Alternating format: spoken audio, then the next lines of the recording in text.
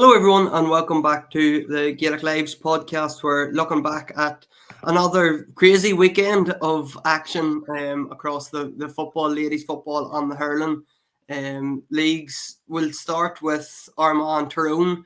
We usually start with the big Ulster clash, and on this one, I'm not really sure we could say it lived up to expectations. I don't think anybody was expecting what unfolded on Saturday night, but I'm delighted to be joined once again by Mal McMullen and now Gartland. And Mal, I'll come to you first. I know as an Armagh fan, this was a game. I'm not saying Armagh fans were looking forward to it. We were very wary of Tyrone coming to town, but we were hoping that Armagh's performance would be better than it was against Galway, and it certainly was that and more. That first half was brilliant from Armagh. There's obviously the debate with the two-pointer versus the breeze that obviously dictated what way the first half went, but thankfully there was great behind the goals footage, and Armagh seemed to have banks of four along, and it meant that Morgan wasn't able to get the kickouts he needed against the breeze, and it was probably a good example of how to try and stop a team coming out. And as I say, I wasn't at the Armagh game obviously, and I didn't see it properly, but it seemed to be a lot of debate about their sort of shuffle defence that even Armagh minors were doing. But it seemed to be, and maybe Sean, you can back this up, they had that, but they also had the attacking edge to go the other way, and maybe that was that perfect first half. Probably summed up by the goal. I just thought it summed them up to perfection. They won the kick out, and was it Connaughty's unbelievable pass and the run and the finish. So from that point of view, and I don't think anybody would have saw the margin coming, the half-time margin, especially because Tyrone had done so much right against Derry, and maybe, I don't know. The only thing is, I wonder did Armagh focus on this game as their start of the league, if that makes sense. I was just thinking, did they think, well, we're going to play Galway, it's the repeat of the All-Ireland final, Galway may come own us one or whatever, and maybe this is the one where they set themselves up for. Only the people inside the bubble will know, but it had that feel about it. It definitely did, but they'll be so happy with what way it went, and it sets them up for the rest of the league. You mentioned Armagh change, I suppose, from the Galway game was, their shuffle defence was the same, the setup was the same, but their attack, there was just more pace to it and more of a cutting edge to them. And I think a big part of that was Ethan Rafferty. And Nell, I know we've been speculating, everybody's been speculating, it was sort of the case of he's going to come in eventually. When is he going to come in? He started on Saturday night, and obviously Geezer was justified in starting him. You have to feel very sorry for Blaine Hughes because he's done nothing wrong. But when you have Ethan Rafferty there now that can kick 5 points from the goalkeeper position, it's a no-brainer. You have to play him. Yeah, definitely. Ethan was very unfortunate with injury last year, and I mean, he probably realistically he would have started last year only for that injury, and he was brilliant at the weekend. And I suppose the new rules are very godsend for a lad like him. And Malik O'Rourke, speaking after the game, singled him out for praise and said that Tyrone just couldn't get the grips from him. Kicked the two pointers, another point. It was brilliant. And I suppose the burning question is the goalkeepers like Eastman and a few others who are very obvious. Are the rules almost lean too much in their favour? Because at the end of the day, a goalkeeper is important, but in theory, they're supposed to be no more important than any other man in the pitch. But it seems to be the way the game's going now. That if you put a good fly keeper, you're at an inherent advantage over a team that doesn't have it. Who's more old school man between the six. Yeah, I suppose that's getting into a big debate of the pros and cons of the new rules and everything else. Rafferty, as Nell mentioned, he scored 0-5, 2 pointers. He set McQuillan up for a point. He set Aidan Falker up for a 2-pointer. He saved a shot on goal. So he's contributing 8 points at one end and stopping a goal at the other. So, what do you make of Ethan Rafferty's overall performance? I think he had 4 shots. The first one skied up in the air, and I think Tyrone fans were nearly laughing at that stage, but he come good in the end. The other thing is, Sean, like he's left-footed. What about the dummy he sold and putting it over the right? And at that point, all I could think about was the conversations I've had with you about, just playing midfield. But now, as Niall says, maybe have the best of both worlds. But it's very difficult for Blaine. But like Derry, and we'll come to it later, like they obviously made the decision to go with Neil McNichol as a more advanced player out the field. So it'll probably all hinge on if 12v11 stays. That's what it comes down to. But Ethan Rafferty was just, on another day, Andrew Murnan's man of the match. But it's impossible to look past Ethan. And I remember he was sitting beside me in the press box one day. He was covering a game for somebody, but what struck me about him, how relaxed and individual he was. And coming up through the pitch, really cool. And as I say, that dummy just summed him up completely. And no, Armagh are in a good position, Sean. I would just love to know, did they actually target that Tyrone game as their, proper start to the league, if that makes sense? Because it definitely looked that way. And the goal itself, Mal, you mentioned it earlier on. You mentioned Andrew Murnan there. This was the football at its best. I suppose the long kick out, and Ben Creeley's just a wrecking ball there. He's not even. There's a lot of times Ben Creeley doesn't even attempt to catch the ball. He's just looking to break it, and he knows like the likes of Connolly, Ross McQuillan, Aidan Falk are all floating around. So Connolly won it. Rory Grugan come out on the beautiful cut back inside where the space was, and it was played over the top by Connolly. And I actually didn't realise it at the time, just seeing the goal back. Andrew Murnan's out in the middle of the field beside Ben Creeley when the ball breaks, and then he's the one on the 6-yard box punching it into the net. So it was a brilliant goal from start to finish. And you're chatting about Ben Creeley being a wrecking ball. That's him coming up against Brian, the midfield area that is Brian Kennedy. And like Brian Kennedy has been immense. I'm not actually sure is he the Tyrone captain. I noticed he was taking the toss again, but if he is, what a leader. And like for Derry Loughlin, he was operating on one leg that day that they played Ballymena, and he went to full forward, scored 2 goals, won in the game. So an unbelievable player. And as you say, for Armagh to win a midfield battle that involves Brian Kennedy says a lot about Armagh's system. And actually, as you say, about Murnan sort of ghosting in and out there. But probably from the Tyrone side of things, they'll be really disappointed with the first half, but probably with the breeze and the 2-pointer, it was nearly out of their own hands because they couldn't control the ball from Morgan. But, when you're chatting about positive points, like there was Shea O'Hare again. I loved the look of him last year when I was watching the under-20s and thought, and I remember a couple of Arbo men saying, look, this man's the real deal, and he is. And I think it probably says a lot about Tyrone, how much they get back into the game.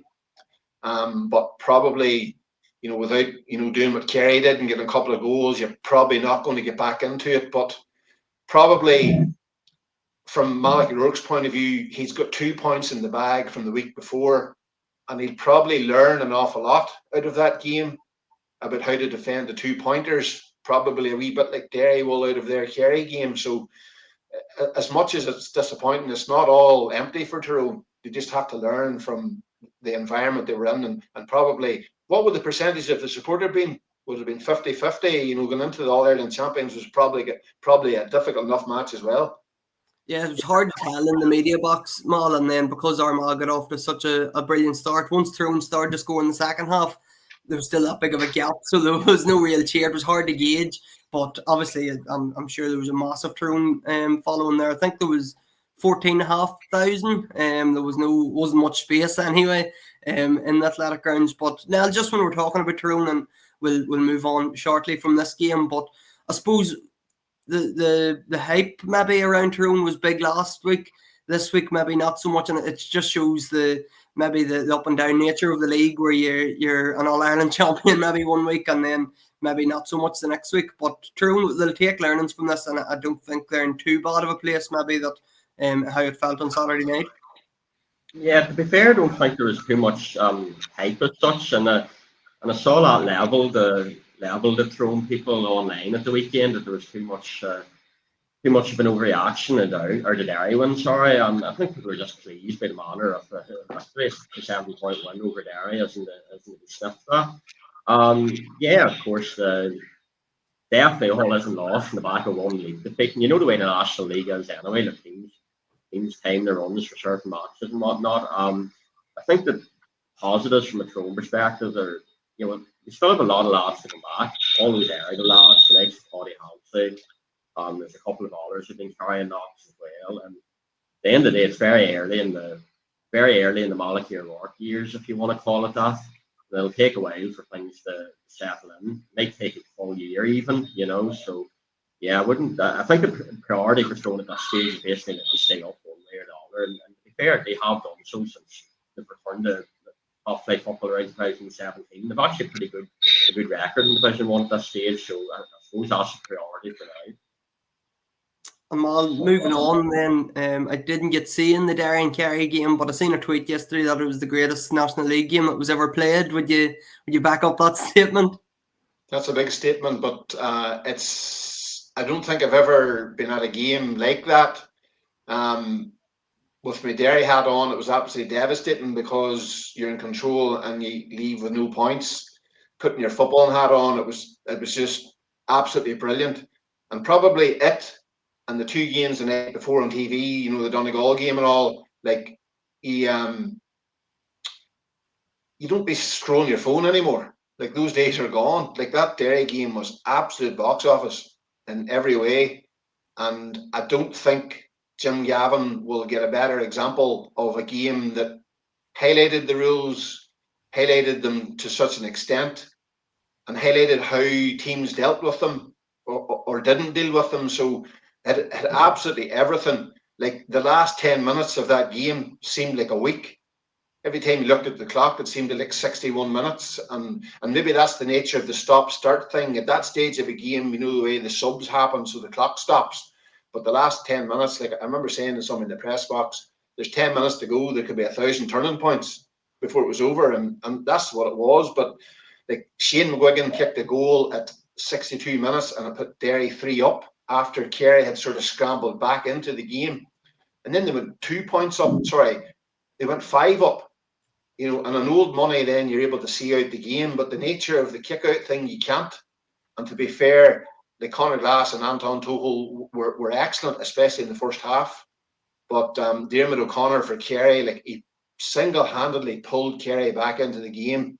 That whenever Donald O'Sullivan came off the bench and Paul Geaney came off the bench, that there was a game there to be fought for.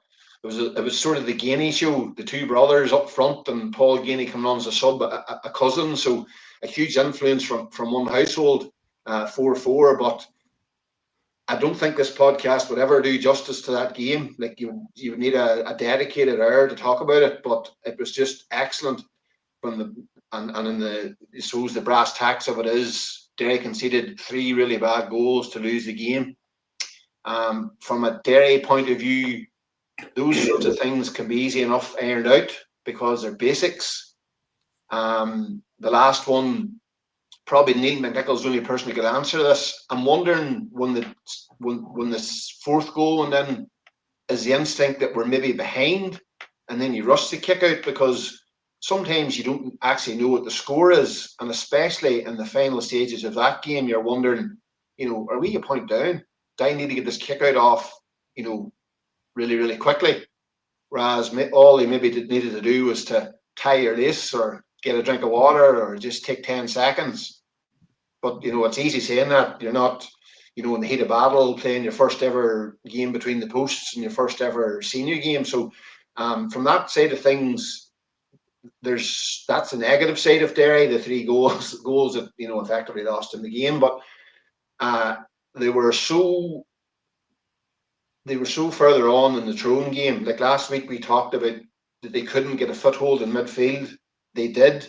Even in that spell, whenever Diarmuid O'Connor was, going really well, like Conor Doherty won 2 or 3 kickouts. One I actually forgot about until I watched it back. Brenton Rodgers caught one whenever they were actually letting in water around the middle. He caught one. So there was so much positive from that side of things. And as I says to the few of the Tyrone journos around the tunnel last week, the difference was Tyrone were sharper up front. Like Derry scored 124. Like, that's not to be, that's a major contribution. And if anything, if you're picking holes, they probably didn't create a goal chance. Kerry defended the goal chances pretty well, to be fair, when you watch them back. Ethan Doherty went through twice, but whenever you push pause and slow it down, the Kerry had defenders in the right places that the goal wasn't always on.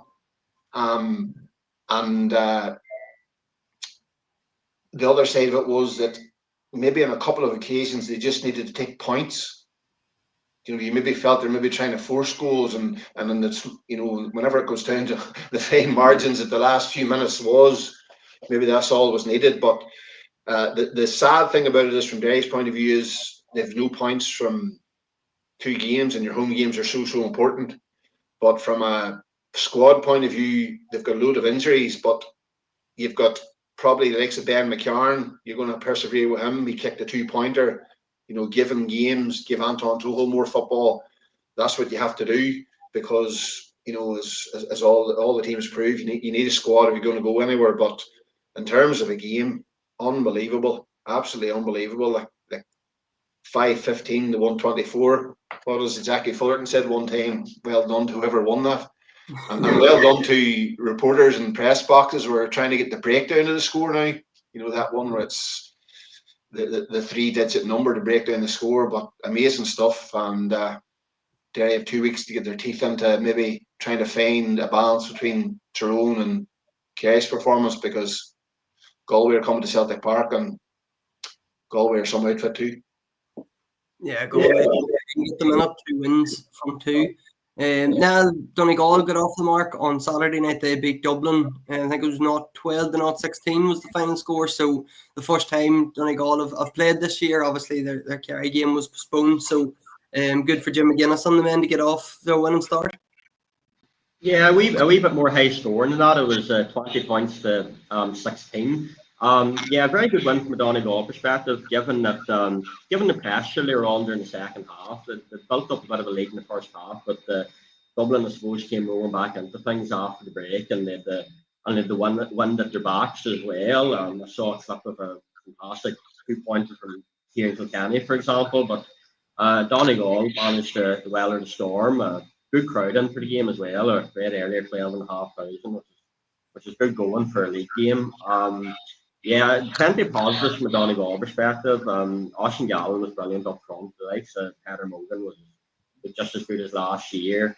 A lot of men missing as well. I was reading a match report about the Donegal News, a local paper, and they listed the 14 men who weren't on the 26 who probably could have been, including certain Michael Murphy. So obviously quite a lot of Michaels at the minute, but I think most of those lads will be back in due course. So yeah, pleasing enough victory from Donegal, and was the way it worked out. It was the first league outing, given the bit of a false start against Kerry last weekend, and they're playing in the re-fixture this weekend down in Killarney and whatnot. So yeah, Donegal will be pleased with that one.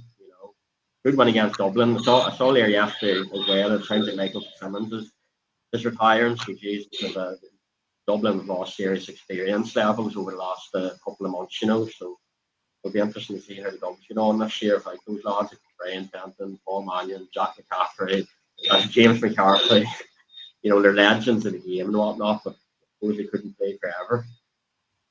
Yeah, it's going to be interesting to see how Dublin recover and who's the new kids on the block. But heading down to Division 2 then, Down got their first win. Obviously, they put up a monstrous effort against Roscommon last week, but just come up short in the first round. But they were at home on Sunday, and it looked like they were going to suffer a second defeat in as many weeks. 10 down at one stage against Cork, and I know I was writing a preview for this game last week, and I couldn't find the last time Down beat Cork. I was scrolling through Wikipedia at all the league games in recent years, and I'm not sure the last time that Down have actually beat Cork. So this was a brilliant win for Conor Laverty's men, especially given that they were 10 down at one stage. But I suppose the second half, and it's a feature of all the games we're talking about, it's the 2-pointers, and Down hit 5 of them, and Pat Haverin, he was the man last week, he's the man this week again. I think he got 3 2-pointers in total, so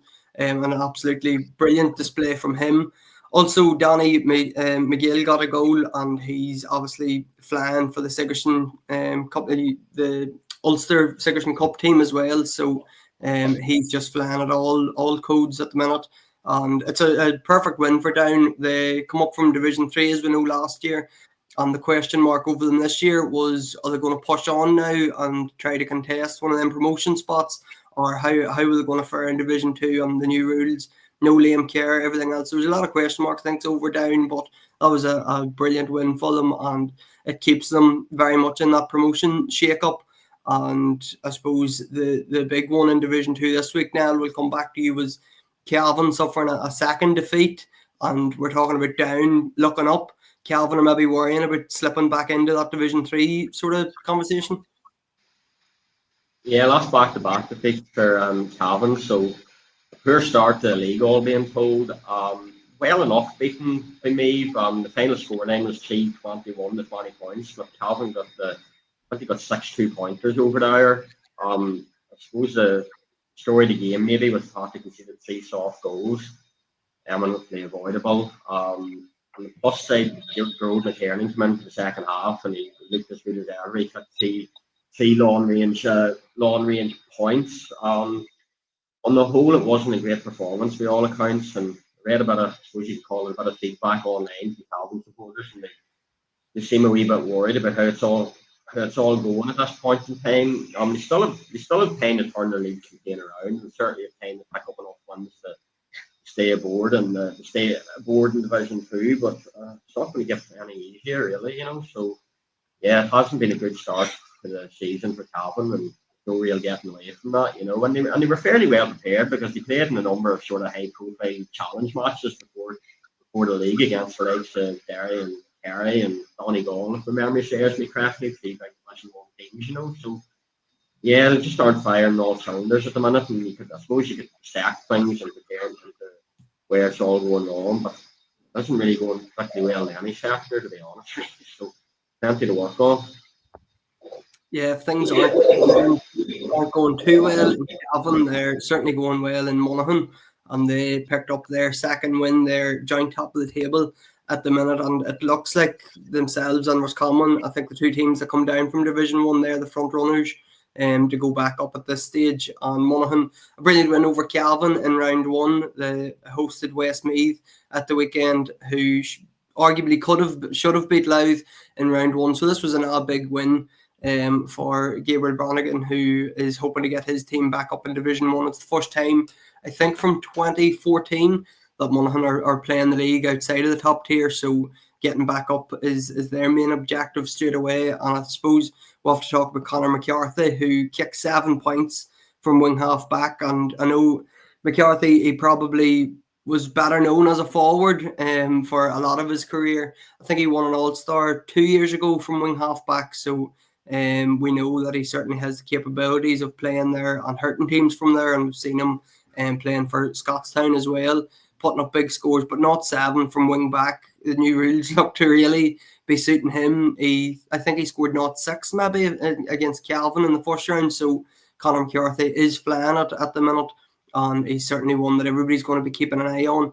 The goals were the main scores, I suppose, as well, outside of McCarthy's total, and they came from Ryan O'Toole and Jack McCarron. Got the goals. Jack McCarron come off the bench and hit 1-1, and what an introduction for him. And we know Jack McCarron has done it down through the years. He's usually the one that's kicking the winning point to keep Monaghan up. So a brilliant substitute to be able to bring on for Gabriel Brannigan. And down to Division 3 then, Mal, this was a big Ulster derby as well. We had Fermanagh taking on Antrim, and I suppose the backdrop of this game was the Talton Cup clash last year, which Fermanagh were winning easily enough at half-time, and Antrim come back to steal a victory. So give us the roundup of that game.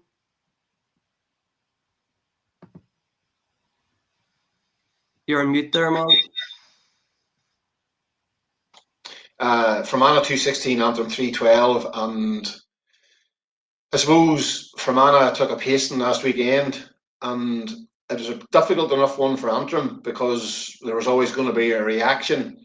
Antrim led 2-6 to 2-4 at half-time, goals from Finn Nagel, who made a debut last week, and Dominic McInhill, and Garland Jones, he hit 1-8, and Conor Love led the goals for Fermanagh. So that was the lie of the land at half-time. The finale of the game, Fermanagh were 4 points up, and Rory McCann, the High Allen version, he came on to score yet another goal to leave a point in it. So that was the sort of breakdown of the score of it. A couple of things out of the game from following it was Mick Byrne between the posts for Antrim, making vital saves. Ross Bogue the same as well. Antrim be disappointed because, like, in the last 3 seasons, or counting a bit of this season as well, they've won 24, lost 24, and drew 1. So consistency is that major thing, and like they had to grind that victory against Clare, and sometimes that should inspire you. But maybe away from home is difficult. But from Fermanagh's point of view, it gives them a chance to maybe think about looking up towards the table. But at the same time, they seem to have a fair few injuries in the setup. I know that like Ronan McCaffrey was at full back, then he came out towards around midfield. Shea Cullen was playing, and he's not probably 100%. Alton Kell made a return, so they're probably babysitting a lot of players back. I was chatting to a man who was at it this morning, a Fermanagh man, and we were just chatting about the rules and how open the Derry game was and how you get round to kick out things and how you manage the game. But I must try and get my hands on the actual footage of the game, because apparently Fermanagh a really good effort at managing the game using Ross Bogue at both sides of the halfway line. So he sat back and then he joined the attack to be the man on the other half to use the goalkeeper, not as an attacker, but just like taking the sting out of the game. So it's probably a downfall of League Sunday, is that you only see the games that you've already watched, and it's the same old story where you need a magazine show for the other divisions. But by all accounts, that Fermanagh game management thing is something that maybe other teams might tap into as the season goes on. But an important one for Fermanagh, probably a bit of pressure going on. Like, I was reading a report this morning where Kieran Donnelly did chat about the players would be under pressure, and I suppose people want to bounce back from a heavy defeat, and they did that. They go to Clare in the next game after the break, and Antrim, they go to Offaly. So there's nothing handy in either of those games away from home. So a long way to go in this league for both teams, and they'll probably need to take something out of those games if they're going to think about promotion. But a vital one for Fermanagh. So just before we move on to our highlights for the week, we give a quick roundup of the hurling and ladies results from the weekend. And in Division 1, Antrim picked up a victory over Westmeath. James McNaughton hit 114 for Antrim, and Nigel Elliott also got a goal in their 225-119 win. In Division 2, it was 2 Ulster derbies, and Down come out on top against Derry. Tom McGrattan hit 15 on the day, while Tim Printer and Owen Sands hit the goals for Down. Donegal edged out Tyrone in Division 2 as well, and Conor Gartland's goal helped them to victory. In Division 3 then, Cavan overcame Sligo, and Canis Maher was the main scorer that time. He grabbed the goal. Roscommon defeated Armagh. It was Armagh's first outing of the year, and it ended in a hefty defeat. And Monaghan were also beaten well by Louth in Division 4. Also in Division 4, Fermanagh picked up a 3-point win over Longford, with Keown Duffy hitting the all-important goal. The ladies then, Armagh picked up a 16-5 win over Tyrone in Division 1. Niamh Reel was the top scorer for Armagh. She hit 8 on the day, 50% of the Armagh's scores. Division 2, Donegal drew once again with Westmeath. It was Westmeath 1-6, Donegal 0-9, and Monaghan, just like last week, edged out Tipperary. They won by 1 point, just as they did in the opening round, and that was Eva Sherry free at the end to win the game. Division 3 then, Cavan had a huge win over Down. A big second half performance from Cavan. It was 1-6 at half time to Cavan, and they come out and really blitzed Down in the second half.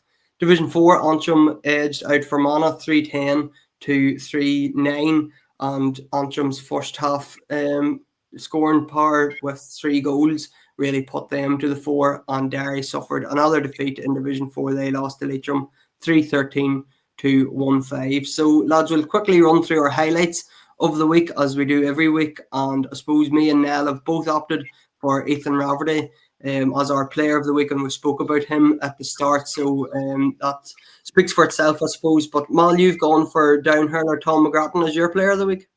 Yeah, I was at that game, and I have to admit, Down as a team were excellent. They were on the money, and Ronan Sheehan has got everybody bought in, and they're eyeing up a league final. But Tom McGrattan, 15 points he scored. There's a spell when Derry were level at 4-all. Down scored 7 points in 7 minutes, and 4 of them coming from Tom McGrattan. And some of the scores are just instinctive. Get the ball. He didn't even need to look at the posts. Just instinctive, over the top of the shoulder, over the bar. So 15 points and an amazing performance. And such a young player. He's got a huge future in the game, ahead of him. So we'll have to see how he progresses. We'll stay with you for your result of the week as well. Yeah, St Patrick's Mahara were 4-14 to 6 points winners over Gort in the All-Ireland Camogie semi-final. Anytime you're going to play a team out in Galway and you're racking up that sort of scoreline is always eye-catching.